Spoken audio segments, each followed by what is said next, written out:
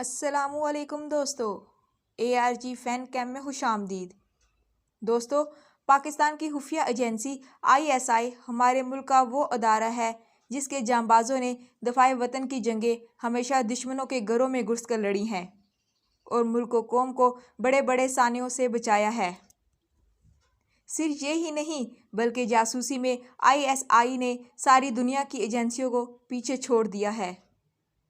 जब रूस ने अफ़गानिस्तान पर हमला किया, इस वक्त ISI खुलकर सामने आई और फिर सारी दुनिया में इसकी धाक बैठ गई। यूं तो ISI का हर जांबाज अपने कारनामों में अपनी मिसाल आप है। हम बात करेंगे एक ऐसे ऑफिसर की जिसके कारनामों की दाद ना देना ज़्यादती होगी।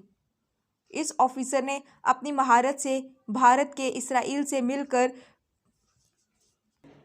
पाकिस्तान के न्यूक्लियर प्रोग्राम पर हमले का बर वक्त पता लगाया और पूरी दुनिया को एटमी जंग से बचा लिया, क्योंकि अगर हमला हो जाता तो पाकिस्तान को भी जवाबन हमला करना पड़ता और फिर पूरी दुनिया में तबाही फैल जाती। दोस्तों, हुआ कुछ यूं था कि 7 जून 1981 में ईरान के एटमी रिएक्टर को कामयाबी से तबाह कर दिया गया।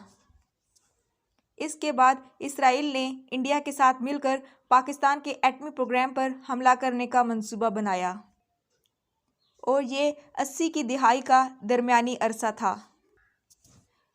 इंडियन गुजरात के एयरबेस पर इसराइली जहाज़ों का एक स्क्वाड पाकिस्तान के एटमी प्रोग्राम पर हमला करने के लिए बिल्कुल तैयार था। और दोस्तों, इनका मंसूबा ये था कि वो एक टाइट ग्रुप की शक्ल में प्रवास करते हुए पाकिस्तानी रडार को धोखा देते हुए पाकिस्तान की हदूद में दाखिल हो जाएंगे और फिर वो पाकिस्तान के एटमी प्रोग्राम पर हमला कर देंगे और फिर जम्मू कश्मीर जाकर रिफ्यूलिंग करेंगे। दोस्तों, इस सिलसिले में ISI के एक ऑफिसर का कारनामा हमेशा याद रखा जाएगा। मेजर रिटायर्ड आमिर ने इन तमाम बातों का इंकशाफ सलीम साफ़ी के प्रोग्राम जिरगा में किया। मेजर आमिर इस वक्त ISI इस्लामाबाद के स्टेशन चीफ थे। दोस्तों, सबसे अहम बात यह है कि इसराइली इस वक्त हमले के लिए पाकिस्तान एयरफोर्स के एक सज़ा याफ्ता पायलट को इस्तेमाल कर रहे थे। इस पाकिस्तानी पायलट को इसराइल ने इंग्लैंड से अगवा किया और फिर इसकी ब्रेन वॉशिंग की गई और फिर इसे पाकिस्तान भेज दिया गया और मेजर आमिर को इस सारी बात का पता चल चुका था। और दोस्तों, हमला सुबह 4 बजे होना था और जनरल ज़ियाउल हक को रात 12 बजे इत्तला दी गई।